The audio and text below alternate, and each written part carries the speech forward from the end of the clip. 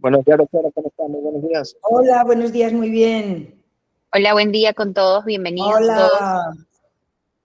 ¿Cómo están? Buenos días, vamos a arrancar el evento, ¿ok?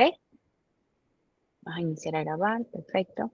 Buen día con todos los participantes, docentes que se encuentran en este momento conectados, estudiantes, autoridades también que se han dado cita el día de hoy para este webinar denominado Liderazgo Consciente y Desgaste Profesional en un Mundo VUCA, visto desde el análisis multivariante, posibles líneas de investigación relacionadas, ¿verdad? Este webinar está a cargo de la doctora Purificación Galindo Villardón. La doctora Purificación es catedrática del área de Estadística e Investigación Operativa de la Universidad de Salamanca, en la cual se viene desempeñando desde 1991. Entre sus logros más destacados ha sido directora y coordinadora de varios programas de doctorado, tan relevantes como métodos de regresión y análisis multivariante en biomedicina y estadística multivariante aplicada, que dirigió por más de 2 décadas, moldeando así la formación de futuros investigadores en estas áreas críticas. Además, fue directora del Máster Universitario en Análisis Avanzado de Datos Multivariantes y Big Data, demostrando su visión pionera en el manejo de grandes volúmenes de datos. Su influencia también se ha dado en la gestión académica, habiendo sido vicerrectora de posgrado y planes especiales en Ciencias de la Salud y vicerrectora de Ciencias de la Salud de la Gestión de la Calidad y Política Académica. Actualmente es miembro del Consejo Asesor Estadístico de Castilla y de León y del Consejo de Municipalidad de Salud, cargos que sigue desempeñando con gran compromiso. La doctora Purificación Galindo, más conocido por nosotros como Puri, ¿verdad? Así ha publicado más de 180 artículos científicos de alto impacto, ha contribuido en más de 60 congresos internacionales, ha dirigido más de 70 tesis doctorales, 40 trabajos de fin de máster y ha sido partícipe en más de 8 proyectos de investigación. Actualmente tenemos el privilegio de contar con ella como profesora invitada de nuestra universidad. Así que bueno, la recibí con un honor, como siempre, doctora Purificación, en este webinar que estamos desempeñando aquí en la Facultad de Investigación de la Universidad Estatal de Milagros. Bienvenida, doctora.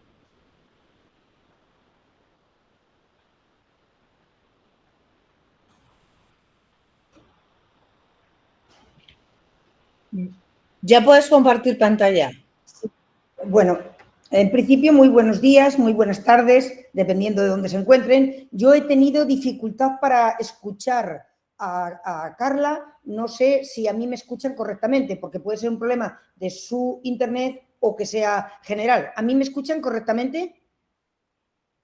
Sí, sí se la escucha bien, doctora. Bueno, pues entonces, si solamente es un problema de ahí, podemos comenzar ahora mismo.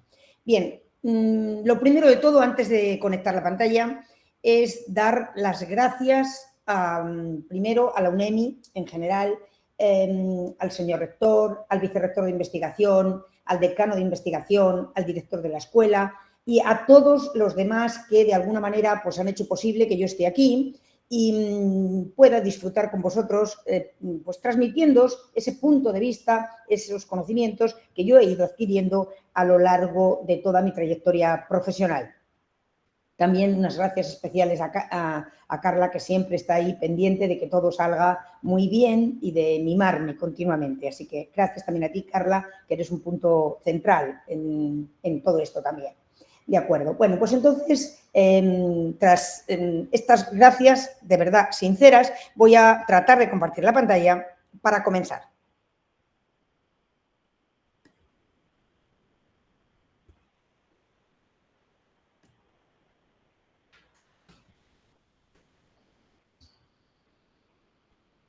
Confírmenme, por favor, que también ven la pantalla sin problemas.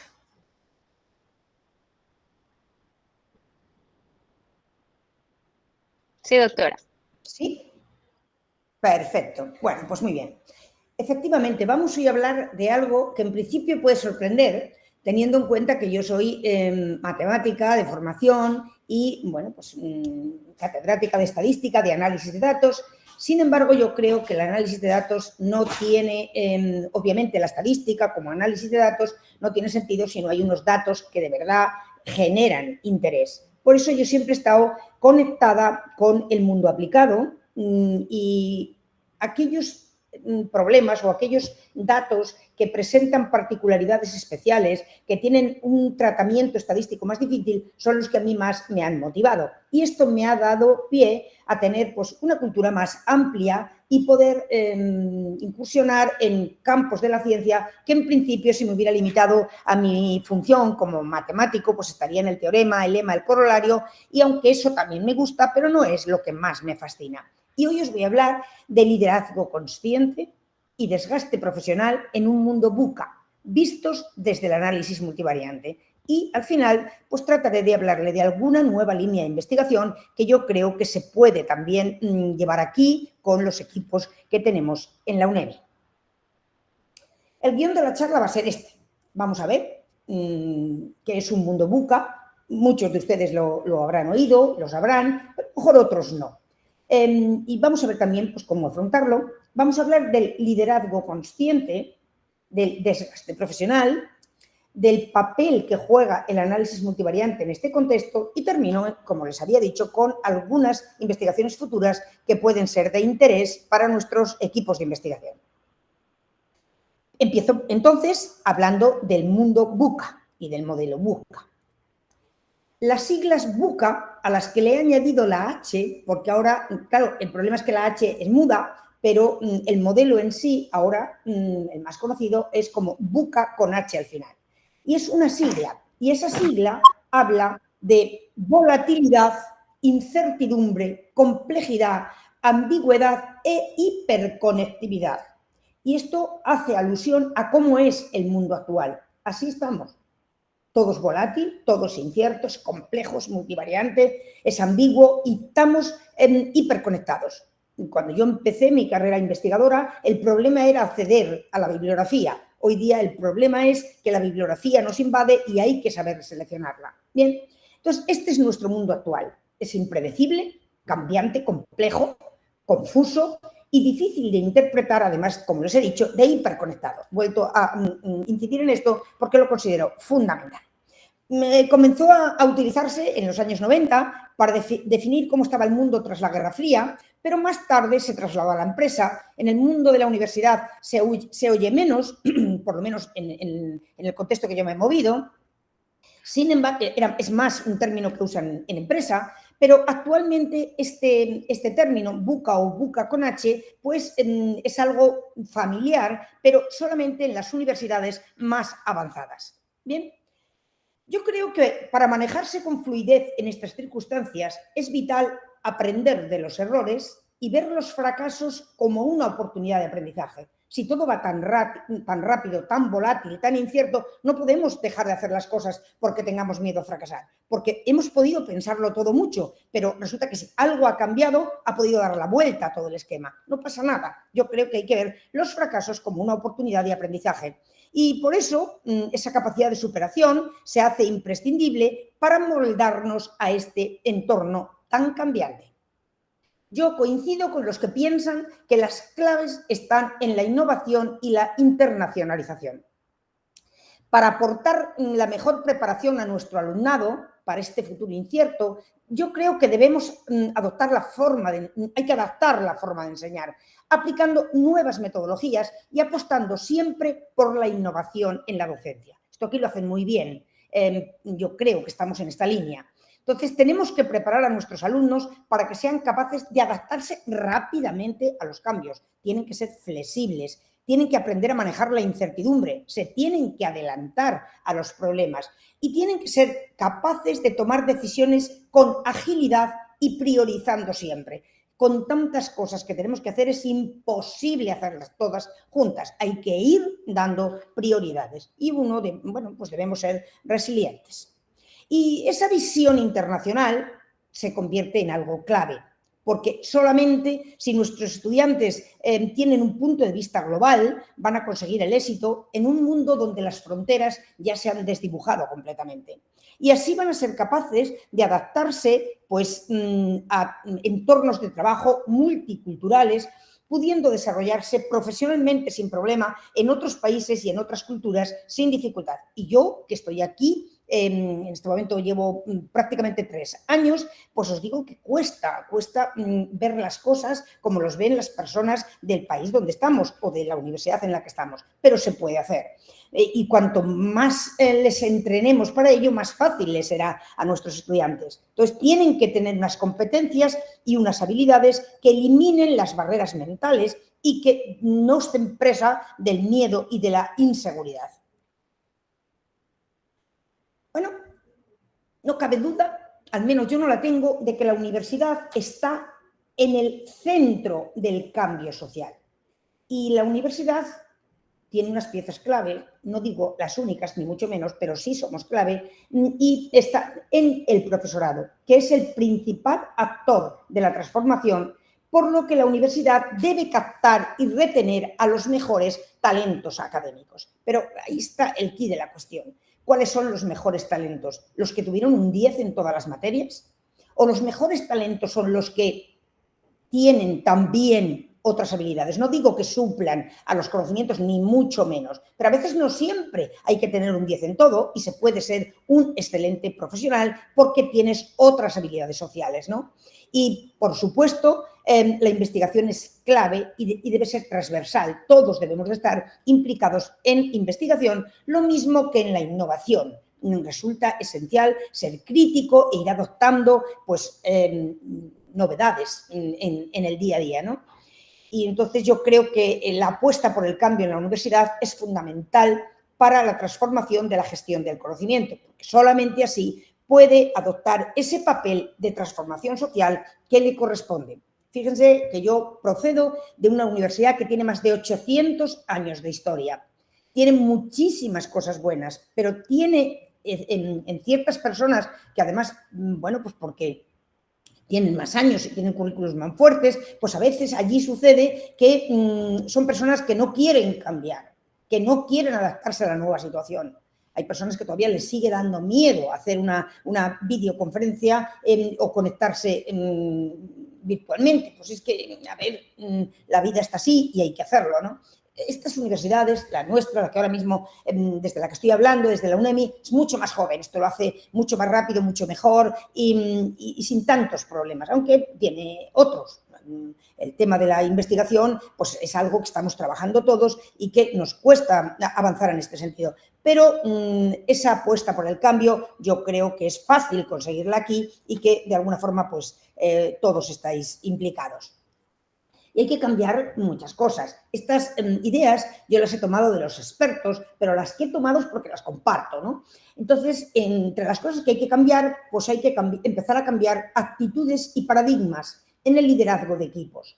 Se trata de un cambio de cultura corporativa radical, porque los expertos nos dicen que el 80% del éxito, dar un valor de 80 tajante es quizás muy arriesgado. Los estadísticos, que tenemos una base probabilística, daríamos un intervalo de confianza, pero tomado literalmente lo que comentan los expertos, el 80% del éxito en cualquier ámbito es psicológico y el resto es técnico. Por lo tanto, debemos formar a nuestros estudiantes en inteligencia emocional y no solo a nuestros estudiantes, sino a toda la organización, empezando también por, o al menos haciéndolo también, con los directivos. Debemos trabajar las habilidades blandas para generar confianza, fuerza, motivación y para poder enseñarles a gestionar o para poder aprender nosotros mismos cómo gestionar en entornos VUCA. Frente a la volatilidad hay que aplicar visión. ¿El qué y por qué quiero esto? ¿Qué es fijo y qué es inamovible? Aquí y en todas partes nos hacen unos documentos y no te puedes mover de ahí, pues a veces hay que moverse, ¿no? Pero tiene que estar seguido de cómo y cuándo lo quiero hacer. Hay que ser flexibles y adaptables. En este sentido, la literatura nos pone el ejemplo del Steve Jobs y de Apple. Entonces, bueno, ¿qué pasaría si no hubieran querido, no se hubieran atrevido a cambiar las cosas? Frente a la incertidumbre hay que aplicar unidad. El todo es mayor que la suma de las partes. Esta frase me encantó. El todo es mayor que la suma de las partes. Si trabajamos todos en la misma dirección, es mucho más fácil afrontar la incertidumbre, ¿no? Así se crean sinergias y facilitan todo muchísimo. En este sentido, se suele citar mucho el ejemplo de Inditex. Y frente a la complejidad motivada por la gran cantidad de factores de decisión, la dificultad de entender y manejar ese contexto cambiante, pues hay que aplicar creatividad. Hay que tener un pensamiento disruptivo, cuestionando el status quo.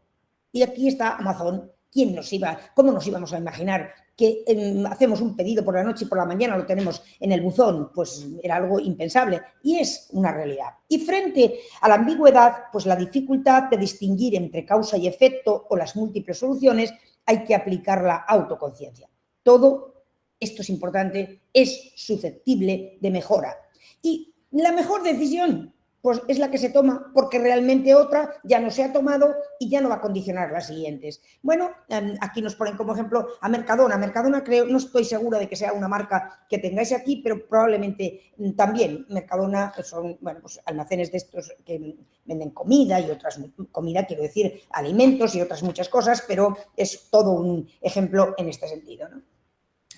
Y en cuanto a la competencia digital y la investigación, pues deben hacerse a través de metodologías de aprendizaje emergentes, el Lean y el Agile. Esto en la empresa está a la orden del día. Sin embargo, en las universidades, bueno, pues alguno ha oído hablar de ello, pero no es tan frecuente. Entonces, las universidades deben estar más vinculadas a los requerimientos de las empresas. Esto aquí lo hacéis fantásticamente bien. Esto lo hacéis incluso mejor que nosotros allí. Estamos más pendientes de los papers, de los Q1, de la Web of Science, pero en Salamanca hay poca empresa, con lo cual nuestra preocupación fundamental no está ahí. Esta parte de conectar con el mundo real, con la empresa, el tener nada menos que un vicerrectorado de vinculación me parece extraordinario. Nosotros no tenemos un vicerrectorado de vinculación. Entonces yo creo que estáis ya en el camino adecuado, ¿no? Que hay que estar vinculadas a los requerimientos de las empresas, porque en general existe un desfase entre las competencias que enseñamos y las que realmente demanda el mercado laboral. Todos los profesores tenemos que hacer un gran esfuerzo en este sentido. Las metodologías emergentes poseen una visión de la educación y, bueno, sobre todo en el ámbito de la educación superior, que va más allá de la adquisición de conocimientos o habilidades concretas, que por supuesto hay que tenerlas, pero no podemos quedarnos ahí. No basta ir a por el 10, no basta ir a por el 10 porque reproduzca una práctica o porque me aprenda de memoria un tema. No. Bueno, hay que trabajar en teorías constructivistas del aprendizaje.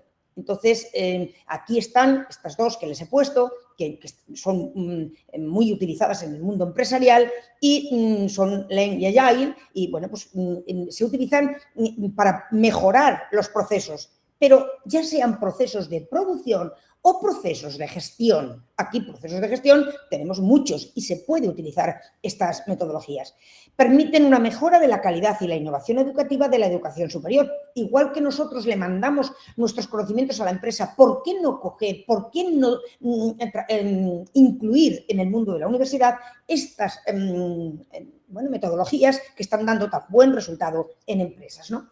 Y pues son métodos de desarrollo donde las necesidades y las soluciones evolucionan con el paso del tiempo. O sea, uno a lo mejor cree que esto es fundamental hacerlo así y cuando va pasando el tiempo y vas viendo resultados parciales te das cuenta de que mejor era haberlo pensado de otra manera. No hay por qué estar sujetos a eso. Si vemos que no nos lleva al óptimo, se puede cambiar sin grandes problemas. En el caso de Lean, tiene como objetivo reducir los desperdicios. Esto me ha hecho gracia, pero en el mundo de la empresa es así. Todo aquello que nos lleva a un desperdicio, pues es mejor controlarlo. Pero también lo tenemos en el mundo de la investigación.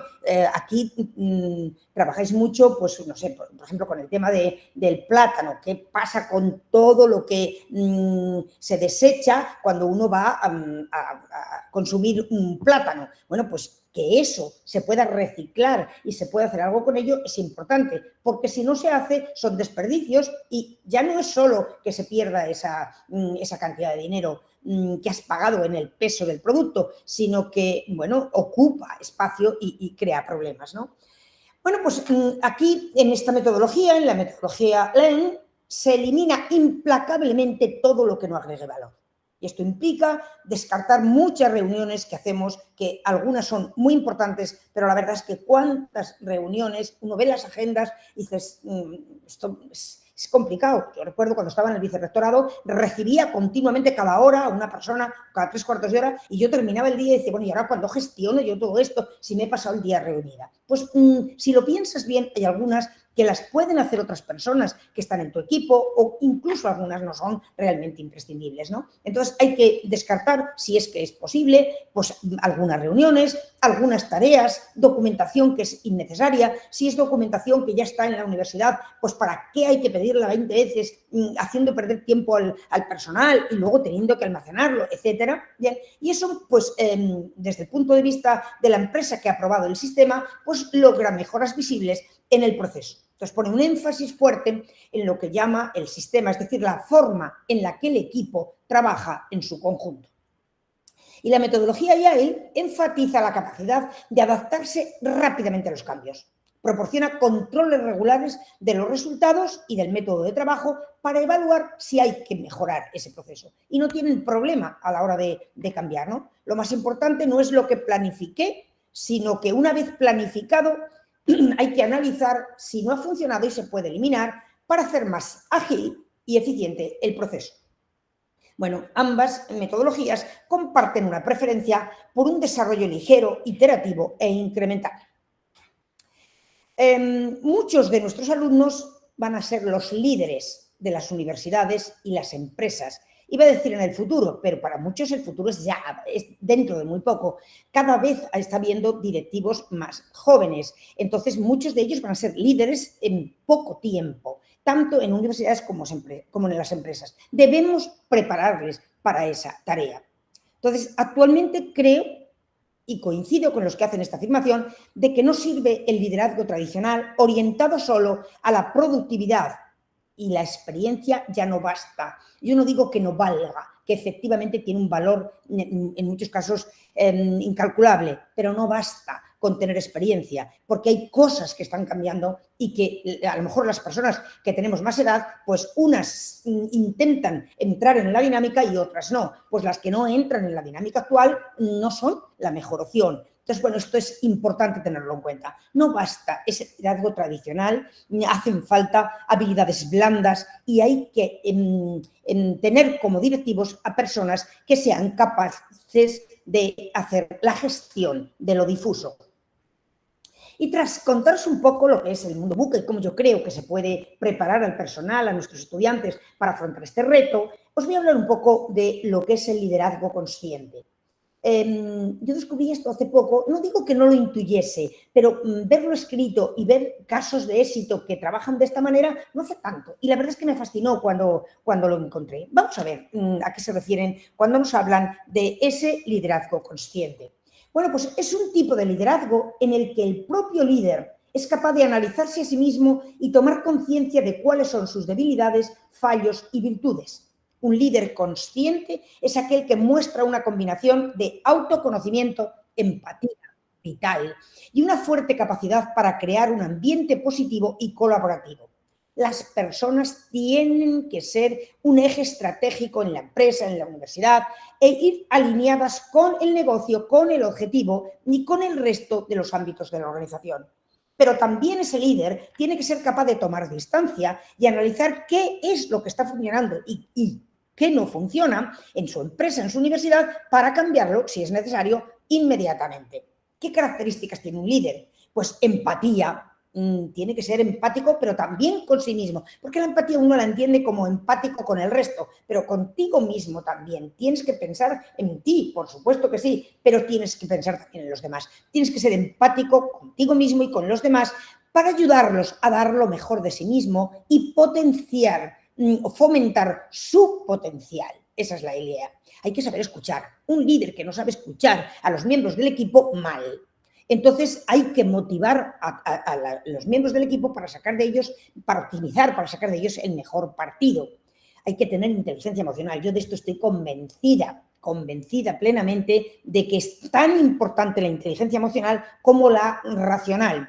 Tienes que aprender a manejar tus emociones de una manera efectiva para así poder influir en las emociones de los demás y crear un clima emocional positivo allí donde trabajas, allí donde lideras. Tiene que haber compañerismo, colaboración. Un líder que solo pensara en él, pues no es el que nos gusta. pero también tiene que ser honesto y tiene que tener asertividad. Es decir, hay que respetarle, está ahí por algo. Y se discuten las cosas, de acuerdo, se dan razones, todo lo que sea, pero llega un momento en el que tiene que ser asertivo y que las cosas hay que hacerlas como considera, que para eso es el líder, ¿no? Lo importante es que hay que ver, o sea, estos líderes tienen que verse como líderes de relaciones, no solo de procesos. Porque, ¿qué va a pasar? Que los procesos en un tiempo muy corto van a estar completamente automatizados. Entonces ya un líder que sea capaz de controlar muy bien los procesos ya no va a ser el líder que nos interesa. ¿Por qué? Porque eso se va a hacer. Fijaros el vuelco que está pegando la inteligencia artificial. Sin embargo, ese líder de relaciones no va a suplirle la inteligencia artificial. Debe tener una alta influencia en el equipo de trabajo. Y esto es una de las ventajas de este liderazgo consciente. O conduce a la creación de grupos de alto rendimiento y eso lleva a un aumento de la productividad, porque el liderazgo consciente consigue un equipo capaz, ágil y de alto rendimiento que sin duda va a aumentar sustancialmente la productividad. Hay una cosa que también me llama mucho la atención y que quiero comentarles. No sé si le sonará, yo como soy de la parte de matemáticas, pues leo de esto pues a veces porque me gusta, pero no es lo que leo a diario. Y se habla de la gran renuncia tras el COVID.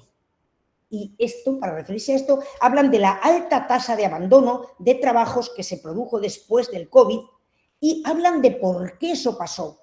Pues porque la gente estuvo cerca de morirse y se dio cuenta de que también tiene que disfrutar en el trabajo. Yo, por ejemplo, soy de las que me encanta lo que hago. Con lo cual, para mí no es que tengo 8, 10, 12 horas, las que sean de trabajo, porque yo estoy disfrutando. Pero a mucha gente no le pasa eso. Entonces, además, mucha gente también, tras la pandemia, cambió las prioridades. A veces le dedicamos poco tiempo a la familia, a los amigos. Bueno, pues hay que pensar que cuando uno está cerca de poderse morir o alguien muy próximo, pues bueno, a lo mejor no tengo que hacer hueco para estas cosas. Y la experiencia del trabajo remoto, cuando alguien probó, por ejemplo, pues no sé, madres de familia que tienen niños pequeños y probó que puede hacer cosas desde casa, pues a lo mejor después buscó un trabajo en la misma línea. Se probó o se supo lo que era un estrés y un agotamiento brutal y esto pues también hace, ¿no? Pues es que a lo mejor tengo que cambiar de vida. Aparecieron oportunidades laborales en otros sectores, pero sin duda, una de las razones fundamentales era el descontento laboral que mucha gente tenía. Entonces, muchos empleados se dieron cuenta que no estaban satisfechos con sus trabajos anteriores y decidieron buscar cambios. La gente no era feliz, no digo toda, pero mucha gente no era feliz en su trabajo y esas horas de trabajo que antes de manera mecánica pues las utilizaban, cobraron un valor incalculable. Y se habla pero por los expertos, de la gran renuncia tras el COVID. Y ahora se habla de la renuncia silenciosa, que se refiere a la tendencia de los empleados a hacer lo mínimo necesario en sus trabajos sin comprometerse o esforzarse más allá de lo requerido. No se van por miedo, no se van porque necesitan el dinero, porque no pueden, pero es como renunciar a formar parte de la empresa o de la universidad. Entonces, es importante que nos demos cuenta de que esto puede estar a nuestro alrededor. Entonces, hay personas que trabajan en nuestros equipos que tienen desmotivación, agotamiento, que han hecho un cambio en sus prioridades. Entonces, esa renuncia silenciosa puede ser muy perjudicial para las organizaciones, ya que puede afectar a la productividad y a la cultura laboral. Y en muchos casos retenemos personas, pero no talentos, que no es lo mismo. Puede ser una persona muy talentosa, pero si no está implicada en lo que estamos haciendo, bien, va a venir, va a hacer sus horas de trabajo, pero su potencial, su talento no lo tenemos. Y eso hay que potenciarlo. Entonces, la persona en el trabajo, está allí en el trabajo, pero no tiene compromiso. Entonces, investigaciones actuales prueban que el 40% se quiere marchar del trabajo que tiene. Es un valor muy fuerte, ¿no? En general, o en muchos casos, tenemos personas, pero no sus valores. Tenemos sus horas de trabajo, pero no los tenemos a ellos. No tenemos su talento. El 74% de las empresas dicen que no encuentran valores.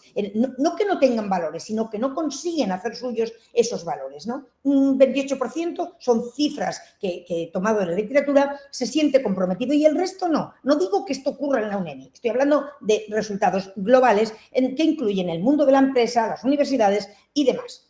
Un caso de éxito, por si ustedes quieren mirar con detalle, no me voy a parar porque, bueno, pues tenemos poco tiempo, pero un caso de éxito es el grupo Eurofilms, bueno, que tienen como lema el People First, es decir, las personas primero. Tienen 1.380 personas al servicio de personas en España, Portugal, Chile, Italia y Francia, y son un referente ahora mismo a nivel mundial. Llevan más de 25 años. Yo he tenido, bueno, Fidel Mayo es el hijo de uno de mis doctorandos, y he tenido ocasión de hablar con él y que me contara todo esto, y la verdad es que ya me había gustado, pero después de conocerlo, pues me llamó todavía mucho más la atención. Ellos piensan que no es importante el ir muy rápido a conseguir los beneficios. Lo importante es llegar más lejos. Y a veces no solamente hay que pensar, esto me va a producir tantos beneficios, sino la gente que tengo conmigo realmente se beneficia de esto, va a estar feliz con esto, porque a lo mejor si no, igual hay que hacerlo un poco más lento, de otra manera, pero sin duda nos va a llevar más lejos. Y en el tercer apartado os voy a dar unas ideas del desgaste profesional. Esto lo he trabajado yo directamente desde hace ya muchos años y es algo que efectivamente destroza a las personas y hace que en la institución pues pase eso, que la persona tiene que comer, tiene que estar allí, no puede marcharse, tiene a lo mejor una plaza fija, pero realmente está sufriendo en este sentido. Bueno, es una respuesta a un estrés laboral crónico. Esto, como es más conocido, pues tampoco hace falta entrar en mucho detalle. Es el agotamiento emocional, despersonalización y baja autoestima que puede ocurrir frecuentemente entre los individuos cuyo trabajo implica atención o ayuda a personas. Nombres propios, en este sentido hay muchos. A mí he tomado la definición que dan Maslow Jackson, puesto que son las que han creado el cuestionario con el que nosotros trabajamos. Como les digo, contempla 3 dimensiones. Hay un constructo latente que se llama desgaste profesional, burnout, y que aborda 3 dimensiones. El agotamiento emocional. Es esa sensación de fatiga, de pérdida de energía, de falta de recursos emocionales. A mí muchas veces me dicen, ¿cómo puedes hacer tantas cosas? Yo nunca me canso. Yo estoy dando clase y la adrenalina juega a mi favor. Luego ya a lo mejor al terminar, pero es importantísimo que uno no sienta ese agotamiento. Y hay veces que las personas que trabajan con otras personas se despersonalizan hasta el punto de que crean actitudes y pensamientos negativos justamente hacia los destinatarios del trabajo. ¿Qué pasa si un profesor está muy quemado? Que a los estudiantes no les ve como aquellos a los que le dirige su trabajo con entusiasmo, sino que los ve como las causas de lo que le está pasando. O el médico, que en vez de dedicarse y vivir vocacionalmente con los pacientes, pues de alguna manera los culpa, está desesperado, no quiere, está agotado, no. Y influye muchísimo la baja realización personal, la autoestima. Entonces, la autoestima es algo de uno. Puede que tengas un puesto más alto o menos, que en la vida vayas un poco más lento o un poco más rápido, pero lo que está claro es que tú tienes que creer en ti. Si tú no crees en ti, ¿cómo esperas que los demás crean en ti? Pues la autoestima es fundamental. Y desde luego en los muchísimos trabajos de burnout que yo he hecho con datos reales, en todos los colectivos que podáis imaginar, la autoestima es clave. Si alguien tiene una autoestima fuerte, es muy difícil que puedan con ella emocionalmente. Hay factores que influyen en el desgaste, individuales, laborales, sociales, la personalidad, los eventos vitales, la edad, el estado civil. No es lo mismo estar soltero que casado. Por una parte, bueno, casado o en pareja, dices, no, estoy emocionalmente mejor, a días, otros días a lo mejor no, ¿no? El género, no abordamos las cosas igual los hombres que las mujeres. El tiempo que le dedicamos al ocio, es una pregunta que se hace en estos contextos. ¿Tú cuánto tiempo dedicas al ocio? Pues algunos nada, porque llegan a casa, tienen que seguir con un ritmo frenético, igual que en el trabajo, y no es así. Y tiene unas consecuencias personales, familiares, laborales, porque, bueno, si tú te sientes mal, te aíslas, acabas con trastornos psíquicos, familiares, si no te comunicas, si no haces feliz al entorno, mal. Y laborales, si viene insatisfecho, agotado, pues no va a dar un buen rendimiento, ¿no? Y hay muchos síntomas. La literatura es riquísima, pero hay algunos, bueno, que son como más obvios, ¿no? Los psicosomáticos, esto de la fatiga, el insomnio, pero hay algunos que son importantes. Por ejemplo, estos factores conducen a veces una hipertensión. Aquí hay mucha gente que tiene problemas de hipertensión, pero no tienen por qué ser por esta razón, pero quizás alguno lo tenga, ¿no? conduce, eso sí, a asentismo laboral, buscan cualquier excusa para largarse del trabajo porque no soportan estar ahí. Muchos acaban en irritabilidad que compromete la vida familiar, la vida de amigos, acaban con dependencia al alcohol, algunos hasta con tendencias suicidas. Bueno, manifiestan pues, o sienten impotencia, baja autoestima, crean esos mecanismos de defensa de cinismo, hostilidad, suspicacia, todo le parece que va contra ellos. En fin, es muy importante que tengamos en cuenta que hay un deterioro en la salud y hay además un problema en la organización en la que estemos trabajando. Bien, se puede prevenir, claro, se puede prevenir desde el punto de vista organizacional. A veces hay que dividir el trabajo, a veces hay que ampliar el tiempo libre, a veces hay que fomentar el trabajo en equipo, que las cosas son más sencillas. Bien, también hay una cuestión personal. Tienes que manejar el tiempo de manera eficaz. Hay algunos que empiezan 1000 cosas y luego no acaban ninguna. Pues claro, cuando van a tener que hacer entregas se van a sentir mal. Y a veces hay que hacer programas de apoyo social y hay que participar en esos programas, porque uno esté quemado no quiere decir que esté mal, bueno, es que es así, a veces eso sucede. De hecho, está declarado como una enfermedad, al menos en España, en Europa, lo consideran una enfermedad laboral, no es algo que sea más débil el que lo siente, no, en absoluto. Solo deciros que hay muchos cuestionarios para evaluar el desgaste profesional. El que nosotros hemos trabajado, que es el de Maslach, el que os ponía antes, y que también veo que por aquí hay mucha gente trabajando en desgaste profesional y también utilizan este cuestionario, bueno, pues se llama el MBI, es el Maslach Burnout Inventory, y tiene 22 ítems, 22 preguntas valoradas en escala tipo Likert, que miden la frecuencia con que cada sujeto experimenta diferentes situaciones en relación a su interacción con el trabajo. Entonces, ¿veis? Trata de medir estas dimensiones, el agotamiento, que os he dicho, la despersonalización y la autoestima. Bien, esa es la cuestión. Y tiene 9 ítems para agotamiento, 5 ítems para despersonalización y 8 ítems para la autoestima. En fin, aquí está el cuestionario, si alguien lo requiere lo puede ver ahí.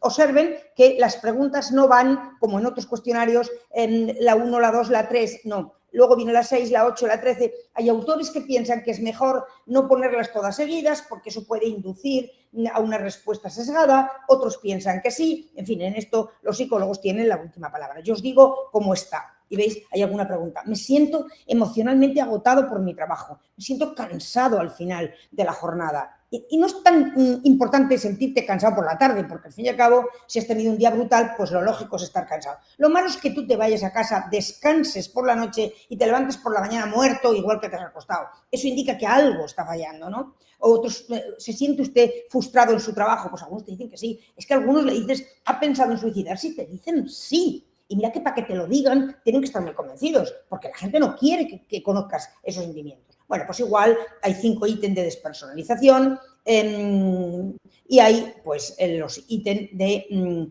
esta baja autoestima o baja realización personal. Esto se da mucho. En Salamanca, por ejemplo, que estudiamos a todo el profesorado, se da porque allí hay una categorización.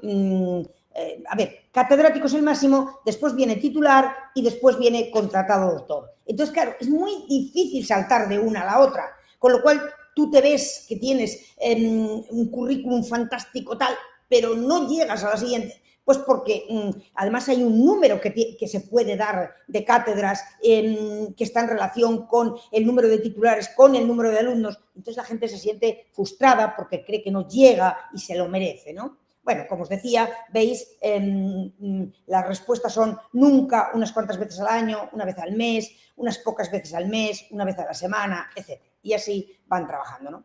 El perfil del quemado, que dice la Maslach y Jepson, es que tiene que tener una puntuación muy alta en agotamiento emocional, una puntuación alta en despersonalización y una puntuación baja en logros personales. En las investigaciones que nosotros hemos hecho, no es del todo cierto. Es decir, hay gente que está muy quemada y no está en los máximos o en el mínimo en logros personales. Cuando se produce un problema de despersonalización, aunque tenga la despersonalización en niveles intermedios, el fuego está garantizado, aquello arde. Entonces, bueno, esto es lo que ellas decían en el 86, pero investigaciones más recientes nos permiten conocer modelos que desde un punto de vista estadístico han dado luz en este contexto. Hay escalas, ¿veis? Por ejemplo, en profesores te dicen, si tú tienes en despersonalización, llegas a valores menores o iguales a 2, te dicen que tienes un bajo nivel de despersonalización. Si tienes entre 3 y 8, es medio. Y si tienes mayor o igual de 9, tienes alto. Lo mismo para autoestima. Estos son los datos que daban la Maslach y después 6 dedos, que es el que en España, en idioma castellano, ha hecho estas cosas. Pero hay otros extremos para el caso de religiosos, pero fijaros, el Maslach hace un estudio en abogados, policías, fiscales, religiosos y bibliotecarios. Tenía casi 3.000, pero fíjate el pupurri que hay ahí. Yo creo que esto no es así y nosotros hemos estudiado separando. Por ejemplo, tenemos en religiosos, en sacerdotes latinoamericanos, tenemos el paper más citado porque es el que tiene la muestra más grande en todo el mundo. Y en bibliotecarios también lo hemos estudiado. Entonces, no son los puntos de corte tan generales como dicen ellos, ¿no? Bueno, en Chile también han estudiado bastante la parte de los religiosos y los profesionales de la salud pues también tienen otros límites porque no es lo mismo. No es lo mismo vivir todo el día con enfermos que vivir todo el día con estudiantes. Son cosas diferentes, ¿no?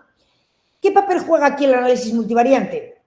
Bueno, pues todo lo que estáis viendo no tiene una variable, no tiene un ítem en el cuestionario, tiene muchos ítems, tiene muchas dimensiones. Luego todo para abordarlo necesita el conocimiento de herramientas multivariantes. Se hacen cantidad de estudios con las barritas, los porcentajes para cada respuesta, claro, así nos va. Y como mucho trabajan pues con algo que tiene que ver con componentes principales, con análisis factorial, que son herramientas que vienen o que están en la literatura desde 1901. Entonces, ¿veis? Por aquí, bueno, en psicología ha entrado más la versión de Spearman, pero la primera es de 1901, que es la de Pearson, y bueno, aquí están, pero fijaros, las herramientas fuertes están de 1904, 2002, 1936, claro, el mundo del análisis de datos gira por otro camino. No estamos en 1901 y 1904. Y los estudiosos de los temas lo que hacen es análisis de variable,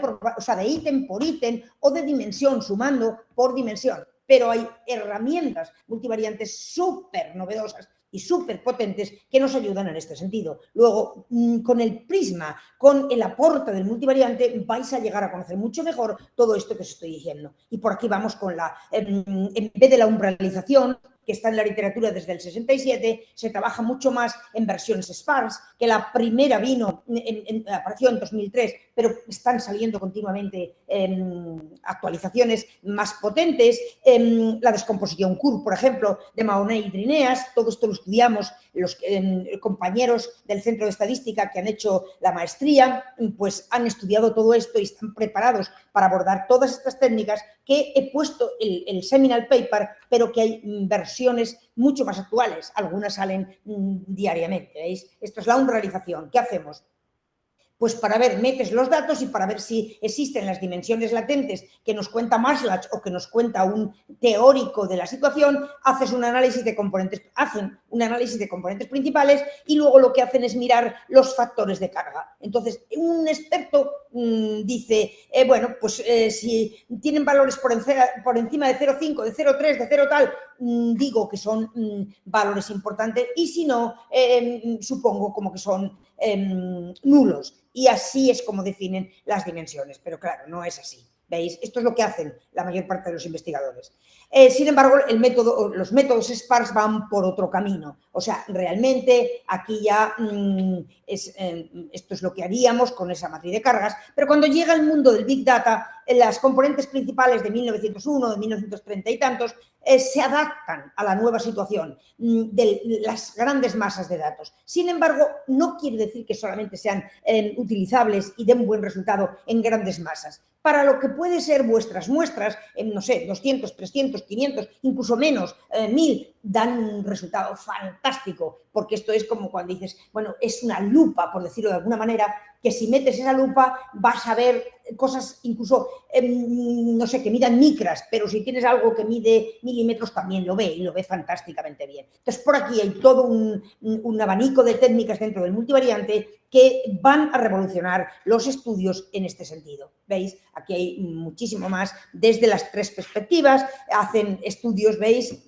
con cardinalidad, hacen estudios de regresión, o sea, de modelos Ridge, combinan también, hay estudios Laxo, en este máster que os digo, pues todo esto lo han visto, se combinan y aparece la penalización ElasticNet, que hay un mundo multivariante precioso que os puede ayudar. Estamos aquí, yo estoy aquí para ayudaros también en este sentido.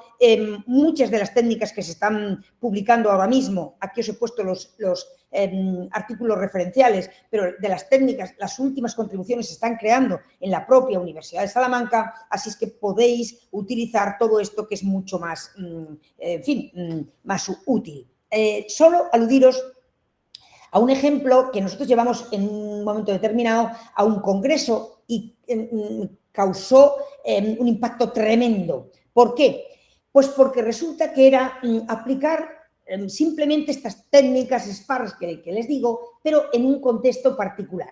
Cuando todo funciona muy bien, pues no se ven tanto las grandes diferencias. Pero en este caso concreto era un estudio en el que trabajábamos, era lo mismo con el MBI, los 22 ítems, Entonces, haciendo el estudio tradicional con las componentes principales, la rotación varimás, la umbralización típica, bueno, pues salían bien 2 dimensiones y la tercera era imposible trabajar con ella. A esto me refiero con las dimensiones. El agotamiento emocional, la autoestima, estas 2 funcionaban, pero la despersonalización salía absolutamente descolocada, como que la herramienta de componentes principales que utilizaba todo el mundo no era capaz de dar el resultado. Y aquí he puesto simplemente un esquema para que lo veáis y vemos qué pasa cuando se trabaja con el factorial, con las componentes principales clásicas de principios del siglo pasado y qué pasa cuando se trabaja con soluciones SPARS. El colectivo era un colectivo especial, era un colectivo de farmacéuticos. Entonces, bueno, los farmacéuticos pueden estar agotados por otras cosas, pueden creer también que se merecen un puesto más alto o que no ganan el dinero que piensan, pero en el tema de la despersonalización, que se produce esa sensación de rechazo a los usuarios de tu trabajo, ellos no le pasa. Hablo en España, esto fue en España. ¿Por qué? Porque en España el farmacéutico no está despachando, no está vendiendo en la farmacia. Hay personas que contrata que están allí. Por lo tanto, esa faceta de quemarse por estar en contacto con los clientes no pues se producía. Con lo cual no existía esa parte de despersonalización. ¿Veis? Sin embargo, por aquí, mirar, estaba una por un lado, otra por otro. Sin embargo, cuando vimos o trabajamos con las soluciones SPAR, se vio perfectamente cómo era la estructura. Entonces, que sepáis que hay muchas técnicas en este sentido que os sacan ya de lo tradicional de 1901. Hay que ponerse las pilas, hay que estar al día. Entonces, como veis, bueno, pues las técnicas clásicas, factorial, componentes principales, no son herramientas óptimas, en análisis de datos en los cuales se dé el efecto techo o el efecto suelo. ¿Qué quiere decir efecto techo o efecto suelo? Que es muy frecuente. Pues se dice que hay efecto techo cuando a todos los individuos le pasa algo. Y se dice que hay efecto suelo cuando prácticamente a ninguno le pasa algo. Este que os he contado de los farmacéuticos, nadie estaba despersonalizado, o prácticamente nadie. Si yo estuviera trabajando en un estudio, por ejemplo, de cáncer de mama y estuviera trabajando en calidad de vida relacionada con la salud, si yo los cuestionarios contienen síntomas, ¿no? Entonces, si yo preguntara, bueno, esta persona se le va a dar quimio, se le va a caer el pelo y uno piensa, ¿esto le afecta a la calidad de vida? Y dice, hombre, pues sí. ¿Quién va a pensar que si mañana por la mañana aparecemos y nos han tenido que rapar el pelo, eso no te va a hacer sentir peor?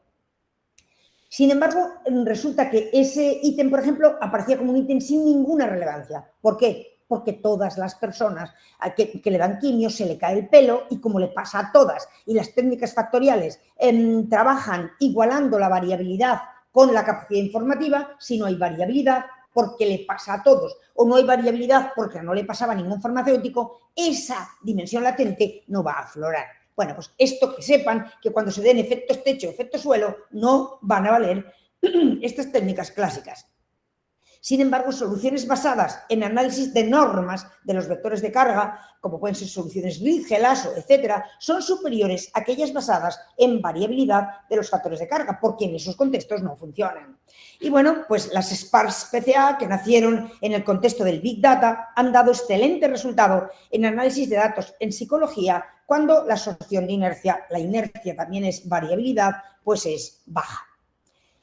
Y bueno, voy a terminar, no sé cómo voy con el tiempo, pero empezó un poquito después de las 10, me quedan unos minutos. Entonces voy a hablaros de algunas investigaciones que yo creo que se podrían hacer aquí. Yo pienso que son investigaciones futuras. Nosotros hemos trabajado ya en este campo. La primera vez que abordamos esto fue con Puri 2, para los que la conocéis, que también está aquí como profesora visitante en UNEMI, y preparamos este tema cuando se presentó a una de las oposiciones, cuando se presentó a la plaza de profesor titular. Cuando hacemos este tipo de exámenes, siempre buscamos algo que sea poco conocido, algo que pueda impactar al tribunal, que en definitiva tiene que soltar una calificación alta para conseguir la plaza. Entonces, trabajamos en el siguiente contexto, a ver si os gusta. Trabajamos con el cuestionario DISC, que, bueno, alguien que estaba trabajando en empresa, pues le dijo,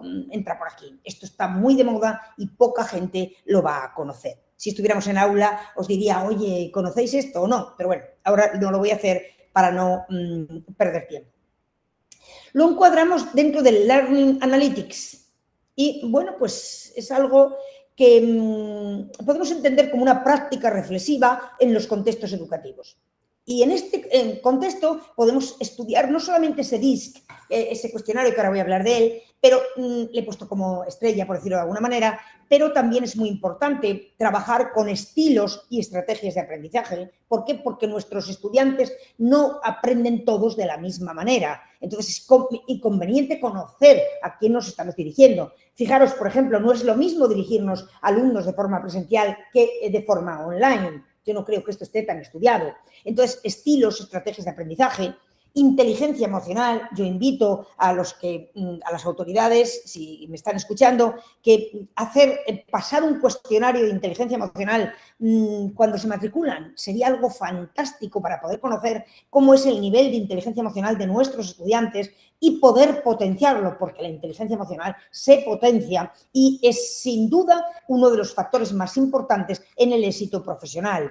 Hay cuestionarios también, no solo de inteligencia emocional, también de empatía. Nosotros en la Facultad de Medicina hemos estudiado si es más importante para el médico ser empático o tener mucha inteligencia emocional.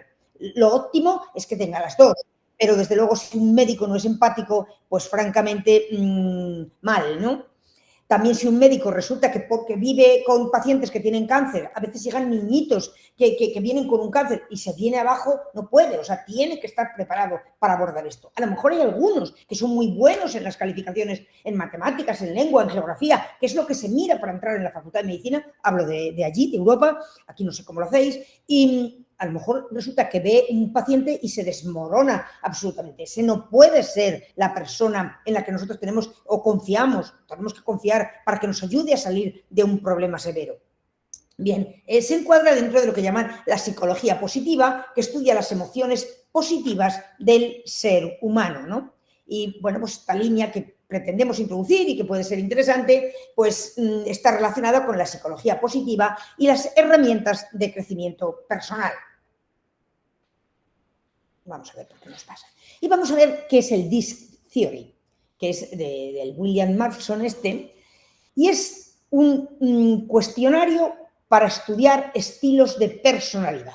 Es una herramienta psicométrica que nos permite, a través de un cuestionario, generar un informe completo para mejorar el autoconocimiento y descubrir la mejor estrategia de comunicación e influencia con los demás y con los equipos. Fijaros, es clave para el líder. Es el líder que vamos a pensar que es un líder que se preocupa de las personas, ¿no?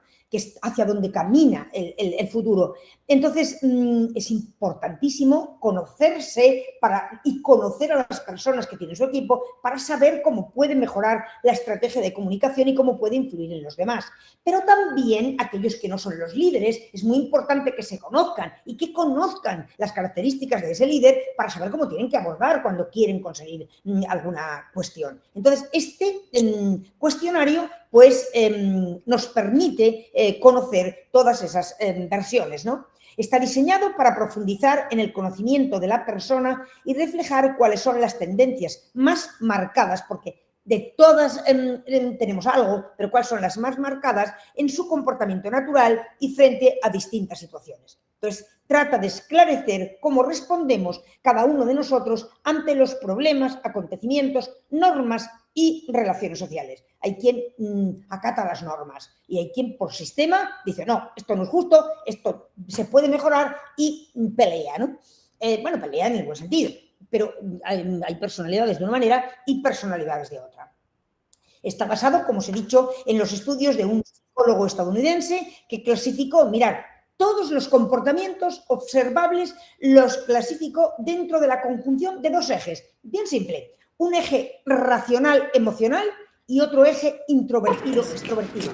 Efectivamente, hay quien es muy extrovertido y hay quien no.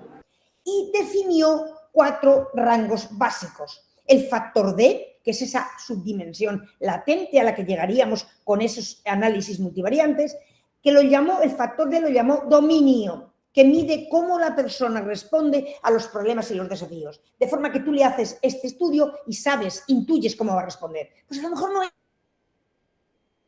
O a lo mejor le tienes que contratar porque sabe mucho de alguna cosa, pero le tienes que dar un apoyo psicológico. El factor I de la influencia mide cómo la persona se relaciona con otras personas y las influye. El factor S o serenidad, observen que está aquí en el logo, mide cómo responde a los cambios y al ritmo del entorno. Fijaros lo que os he dicho antes, tenemos que entrar en esas metodologías de cambio, estamos en un mundo cambiante continuamente y si vemos un tipo que no responde a los cambios de una manera rápida y de una manera eficiente, a lo mejor no es la persona que nosotros necesitamos, ¿no? Y el factor C de cumplimiento mide cómo responde a las reglas y a los procedimientos establecidos por otros. Entonces, bien, claro, cuidado, si es alguien que va a estar debajo de esos líderes, tiene que ser alguien que sea capaz de acatar. Pero cuando uno es líder, pues tiene que saber los que tiene debajo cómo van a responder a sus instrucciones. Entonces, es muy importante tanto para el que lidera como para quienes son liderados, ¿no? Entonces, este DISC es una de las técnicas de perfiles de personalidad más populares disponibles en la actualidad.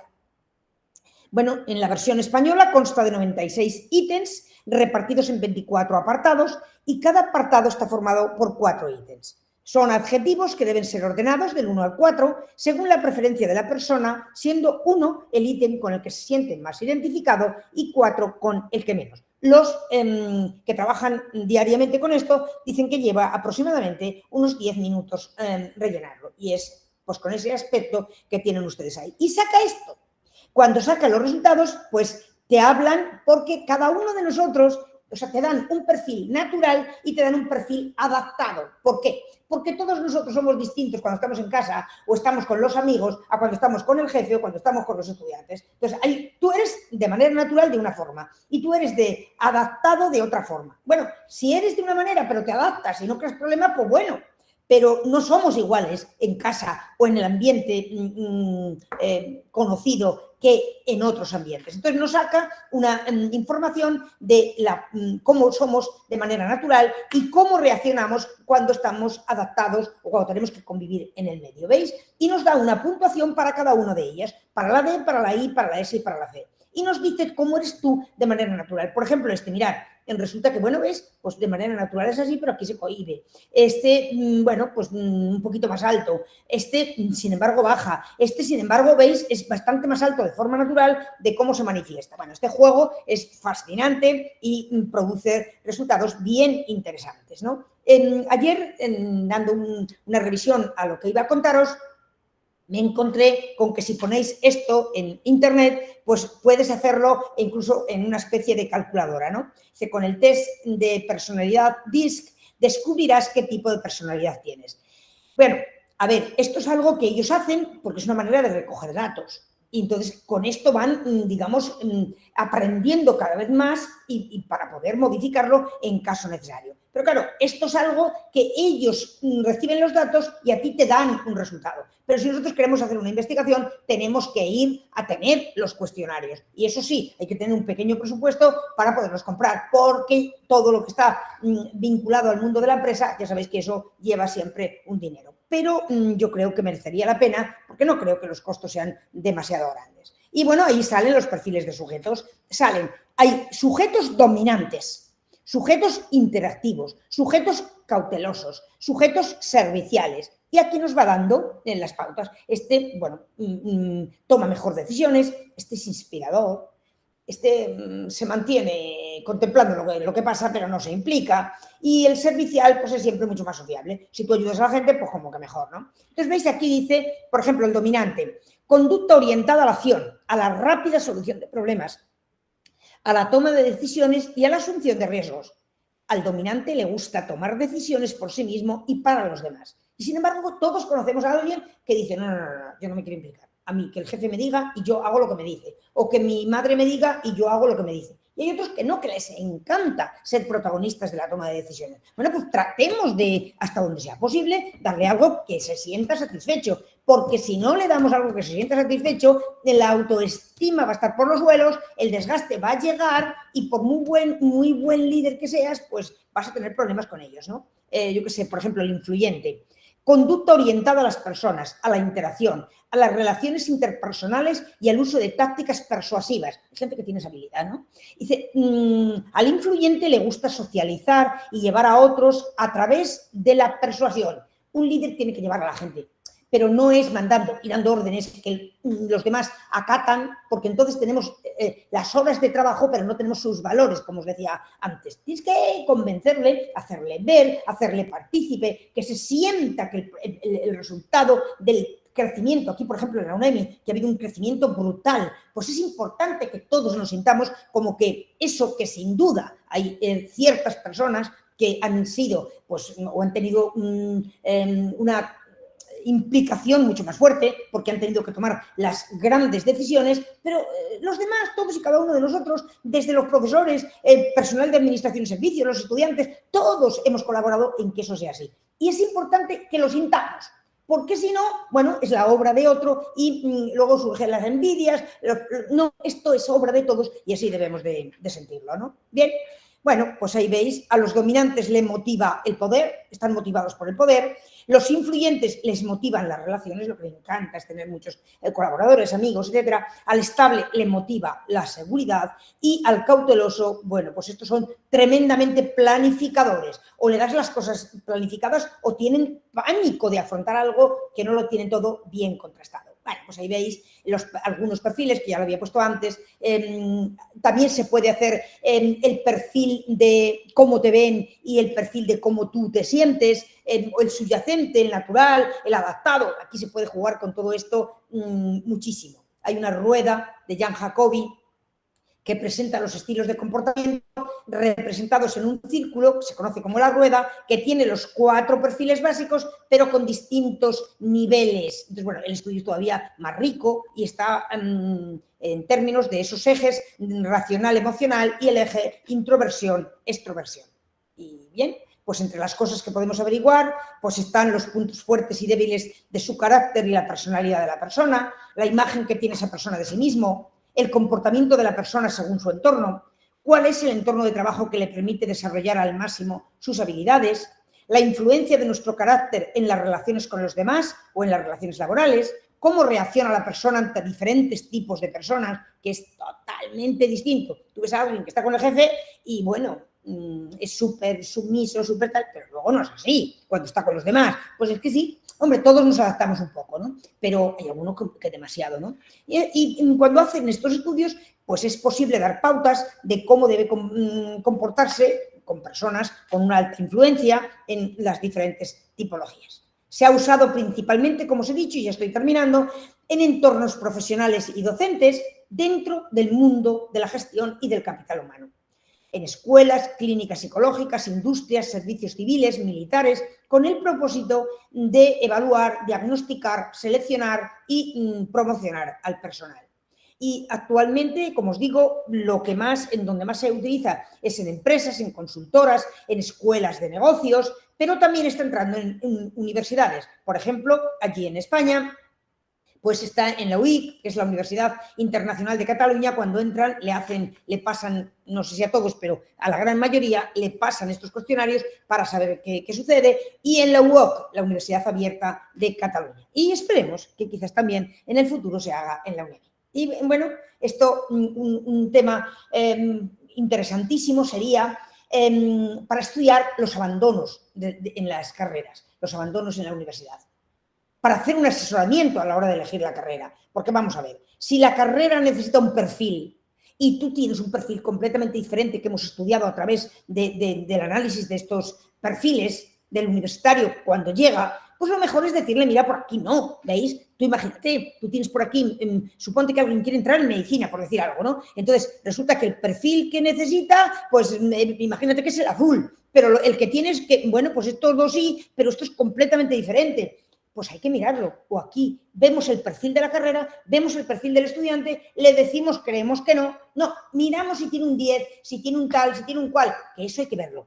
Pero no solo, porque puede tener todo 10, pero entrando, por ejemplo, en medicina, si no tiene inteligencia emocional, si no tiene empatía, si no tiene resistencia a los fenómenos que va a encontrar, no va a ser un buen médico, no va a ser un buen profesional en ese campo. Igual para profesores, no cualquiera es un buen profesor, no cualquiera. Hay profesores excelentes, los hay que, bueno, pues hacen bien su trabajo, y los hay nefastos. Esta es la pura realidad. Entonces sería bueno en ese sentido. Y aquí sí que ya cierro, que es una tabla en la que he pedido que me relacionara el liderazgo consciente con el modelo DISC. A ver qué juego puede hacer también, porque se ha estudiado mucho más en este otro contexto que os he dicho. Pero hasta donde conozco, no mucho en el, o no mucho, o no sé, en el contexto de utilizar este cuestionario para detectar personas que tengan ese perfil de líder consciente. Y lo he preguntado al ChatGPT. Entonces, el ChatGPT le he dicho, oye, mira, a ver, este cuestionario puede valer para esto, y cómo, relacióname, a ver cómo lo ves. Y efectivamente me ha dicho, pues, aspectos que valora, aspectos que son importantes en ese liderazgo consciente. El autoconocimiento, la empatía, la comunicación, la toma de decisiones, una visión a largo plazo, desarrollo de equipos, responsabilidad. Y dice, estos aspectos en el líder consciente. El primero, fomenta la introspección y el entendimiento propio. Empatía, promueve la comprensión y conexión con los demás. Comunicación, enfatiza la comunicación abierta y honesta. Bla, bla, bla. Aquí los vamos viendo. Pero, ¿y esto lo encuentro yo? Si yo trabajo con el cuestionario de estilos DISC, y dice, sí, esta parte la encuentras en esa faceta, digamos, de la D, el dominante, porque este es asertivo y directo. En este otro, empatía, ¿yo cómo la puedo medir? Porque yo sé que hay cuestionarios de empatía, yo sé que hay cuestionarios de inteligencia emocional, pero ¿este tiene aspectos que me pueden ayudar? Sí. En la empatía, bueno, pues va a ser alguien que, si es empático, va a ser influyente. Entonces va a tener, se va a relacionar muy bien y va a ser persuasivo. El que se comunica bien, bueno, pues va a ser colaborativo, va a ser paciente. El que tiene capacidad de tomar decisiones, bueno, pues está basada en valores y conciencia del impacto, y lo vamos a ver en esa otra faceta que es la C. A la visión a largo plazo, todos los estilos pueden contribuir. En el desarrollo de equipos contribuyen el influyente y el estable, porque hay que pensar en apoyo y en motivación. Y en la faceta o el aspecto de responsabilidad, que es promover la rendición de cuentas en un ambiente seguro, pues interesan personas que tengan valores altos en este aspecto dominante y en el aspecto de conciencia, porque van a liderar y lo van a hacer con claridad. Bueno, entonces ahí les dejo los principios del liderazgo consciente y cómo se pueden integrar con los diferentes estilos del modelo DISC. ¿De acuerdo? Hay muy poca bibliografía, aquí hay mucho para hacer. Este es un hueco en la literatura, es un agujero, les digo yo, en investigación, que es para lo que hay que tener siempre personas con experiencia, que hayan estudiado mucho en muchos campos, y eso es lo que es difícil, porque personas con capacidad de investigar hay muchas. Lo importante es saber dónde se puede meter la cabeza y se pueden hacer cosas interesantes. Y bueno, aquí está todo lo que he querido contarles y que, como os he dicho, hay una parte preparada también con Purificación Vicente, que el inicio de todo esto tuvo lugar cuando ella hizo su oposición a profesor titular en la Universidad de Salamanca. Y ahora estoy abierta a sus preguntas.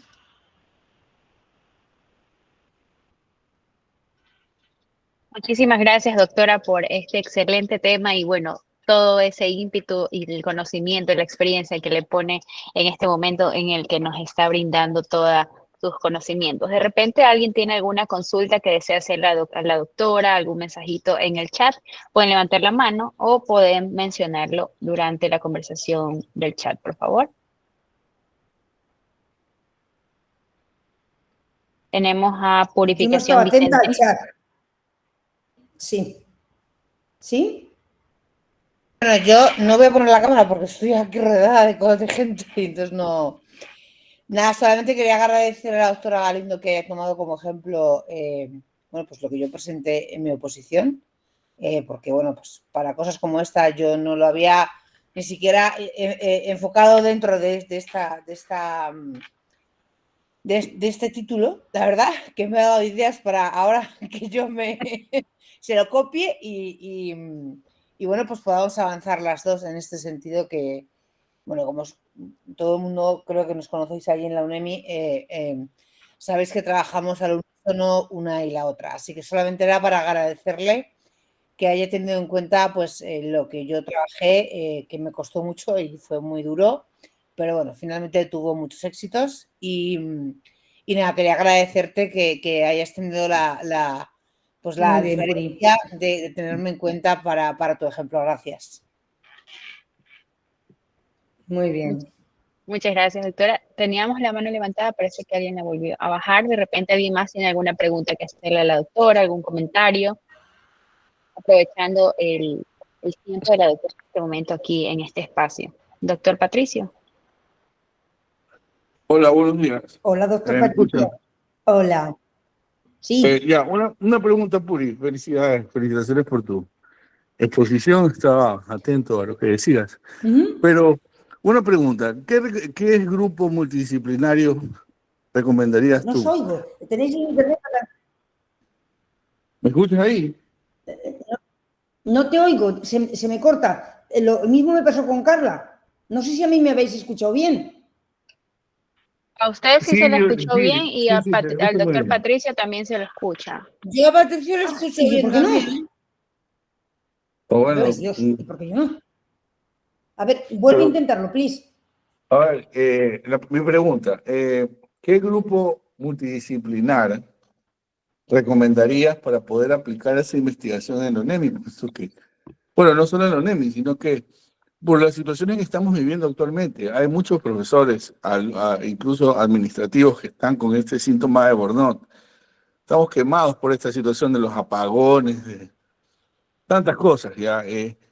Porque en algún momento yo vi que un profesor de aquí aplicó ese tema, investigó, pero era un profesor de educación y obviamente la investigación que él hizo fue muy limitada, ya. Pero al ver que existen estas herramientas para poder llegar al núcleo del problema, ¿qué grupo multidisciplinario tú recomendarías para que pueda llevar a cabo esta investigación?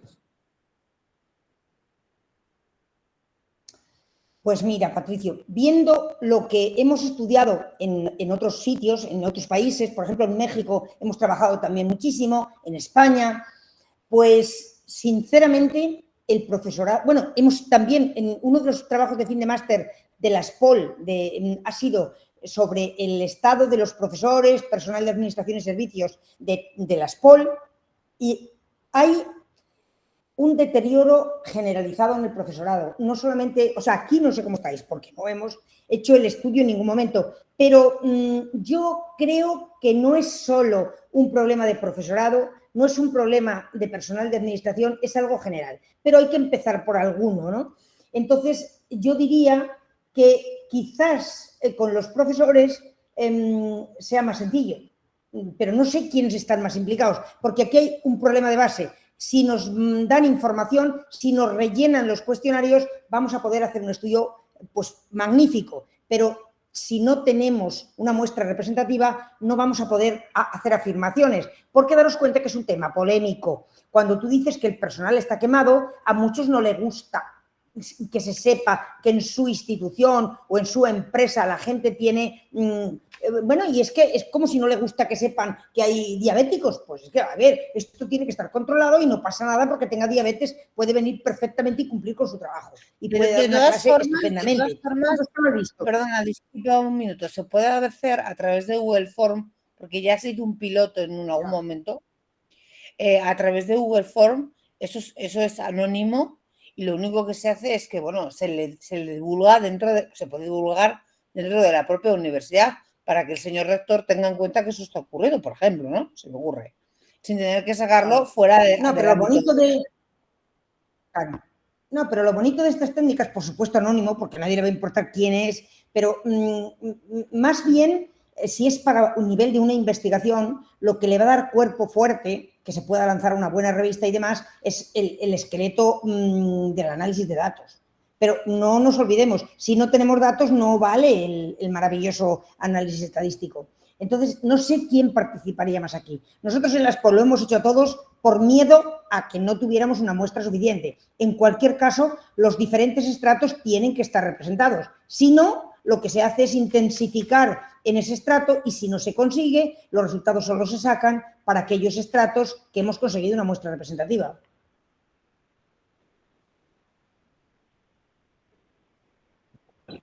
Perfecto. Yo mencionaba el tema era porque de pronto este es un tema de los psicólogos, de pronto es un tema de los educadores, incluso un tema de los médicos. Entonces, ¿me entiendes? Y un grupo, por ejemplo, un grupo que se meta, un grupo de estadística que se meta a estudiar este tema, enseguida van a cuestionar los psicólogos, lo van a cuestionar los educadores. No. Por eso te preguntaba el grupo multidisciplinar. No. Es que yo nunca he dicho que tengamos que hacerlo solos. Yo soy, partidaria absolutamente de los equipos. Pero, ¿qué pasa? ¿Que alguien porque se meta y aplique el multivariante resulta que hay que castigarle? No. Ya pierde él si aplica un multivariante desfasado, es problema de él. Y si yo aplico un cuestionario que no está actualizado, que está criticado por la literatura, no te preocupes que el paper no va a salir. Yo creo que hay que hacerlo con especialistas de los diferentes temas.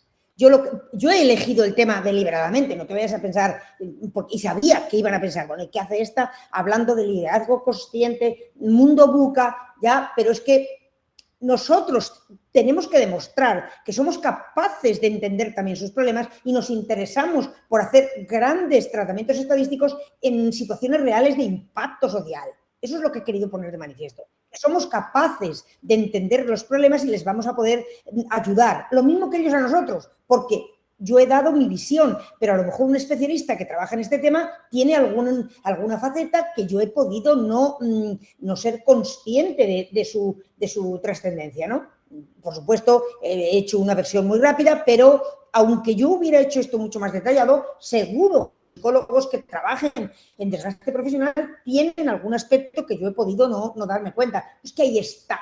Yo creo que recoger los datos, hablar de desgaste profesional con las implicaciones que tiene desde el punto de vista social, tiene que estar hecho con un equipo de expertos, donde ellos estén revisando la literatura, la mejor literatura, haciendo la discusión y los mejores estadísticos que sean capaces de meter las herramientas más potentes. Así es como yo concibo la investigación. Y siempre cuando venís a mi despacho, que yo siempre procuro, quiero ver los equipos, quiero ver los grupos, en el grupo es en el que hay que actuar. Yo no creo que tengamos que comernos ese terreno, no, pero porque no podemos tener algún psicólogo en el equipo y habrá cosas que nosotros podamos explicarles, incluso de los propios cuestionarios, porque no sé si mucha gente conoce este cuestionario DISC. Estoy segura de que todos los psicólogos no, porque, por ejemplo, allí, cuando nosotros lo hemos estado tratando con compañeros, muchos no lo habían oído ni hablar, lo cual no pasa nada, es que uno no sabe todo. Pero alguno habrá que le pueda interesar y que podamos hacer. La parte del desgaste profesional, nosotros lo hemos trabajado en médicos siempre que te hablo de varios países, porque ellos van allí, lo ven, como tenemos todos los cuestionarios dispuestos y preparados, se los damos y lo hacemos en varios países. Lo hemos trabajado en médicos, en enfermeras, lo hemos trabajado en profesores de instituto, en profesores de enseñanza superior, lo hemos trabajado, como os digo, en farmacéuticos, lo hemos trabajado, en sacerdotes, o sea, tenemos una base de datos inmensa. Luego, conocimiento tenemos, hemos leído muchísimo, pero si alguien es experto en burnout específicamente, bienvenido, que con estos queremos trabajar también, ¿cómo no? La parte de los liderazgos es menos conocida. ¿Hay alguien que me está escuchando que había leído sobre el liderazgo consciente? Sobre el mundo VUCA, el Lean, el Agile, sé que sí, porque uno de los trabajos fin de máster que se hizo ahora, del grupo que tenemos del Centro de Estadística, trabajó sobre ese tema. Pero del liderazgo consciente, ¿hay alguien que haya estudiado, que haya leído?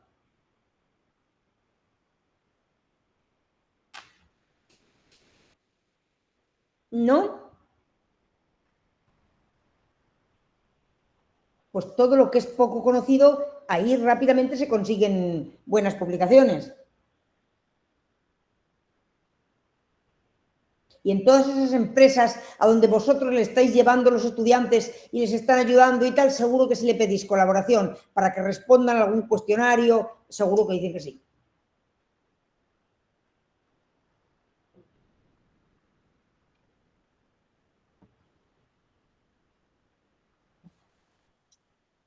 Muchísimas gracias, doctora. Estamos leyendo también en el chat todos los comentarios que han hecho los asistentes el día de hoy. Nos saludan también desde México. Tenemos saludos de México, de Victoria Ballesteros, que la felicita. También tenemos a docentes de aquí de la universidad. Dice Kevin Acosta, dentro de la investigación es esencial trabajar con personas multidisciplinarias. Claro, es importante más que todo, como indicaba la doctora, ¿verdad? Los estadísticos aportan desde su experticia en su área y obviamente se necesita también de otros perfiles profesionales para poder hacer un trabajo de mayor impacto y que cada quien maneje lo que es experto, en donde es experto. Tenemos también que levantaba la mano Ita Vicencio, no sé si se encuentra aquí. Creo que creo que es una compañera de Chile. Sí, Hola. que estaba acá en la oficina, voy a salir a hablar, que estaba un poco encerrado, no podía hablar. Ya. No, gracias, profesora. A mí me interesa mucho esto de los cuestionarios y creo que es súper interesante ir más allá respecto de las personalidades. Yo rescato lo que usted dijo respecto principalmente de las profesiones, porque yo trabajo con estudiantes y me doy cuenta en el ejercicio de mi trabajo que hay estudiantes que definitivamente no tienen el perfil para ciertas carreras, porque las carreras son súper claras con los perfiles de las personas. Un ingeniero comercial no es lo mismo que un contador auditor, por ejemplo, en el caso de Chile. Y creo que es súper interesante ese trabajo para hacerlo justamente en el área de la educación. Eso quería comentarle, que lo encontré, alcancé a escuchar porque en realidad me incorporé tarde porque estaba haciendo clases justamente, pero lo encontré súper interesante. Eso quería decir. Muy bien, Inés. Acabo de llegar de Chile. Estaba allí el jueves, viernes, sábado de la semana pasada. Y mira, de esto no hablamos, pero ya sabéis que no hay problema, podemos hacerlo ahí también. Y fijaros, las conexiones que tenemos, ahora mismo están hablando Chile, México, Ecuador, hacer algo masivo e incluso en diferentes países sería fantástico, porque no siempre se tienen los contactos en diferentes países para poder hacer algo así a gran escala. Súper sería fantástico. Pues a ver Ahora si lo sí, conseguimos. muchísimas gracias, doctora Purificación Galindo, por habernos compartido este tema tan interesante el día de hoy. Realmente es un tema que me parece que todos estuvimos como que muy atentos a aquello, ¿verdad? A los instrumentos, a los cuestionarios que también nos estuvo mostrando durante esta presentación tan interesante que nos brindó el día de hoy. Muchísimas gracias a todos los participantes, a los docentes. Contamos también en este webinar, tenemos conectada a la vicerrectora académica también que nos estuvo acompañando el día de hoy durante esta sesión. Muchísimas gracias a todos los participantes por haberse dado cita el día de hoy en este webinar organizado por la Facultad de Investigación de la Universidad Estatal de Milagro.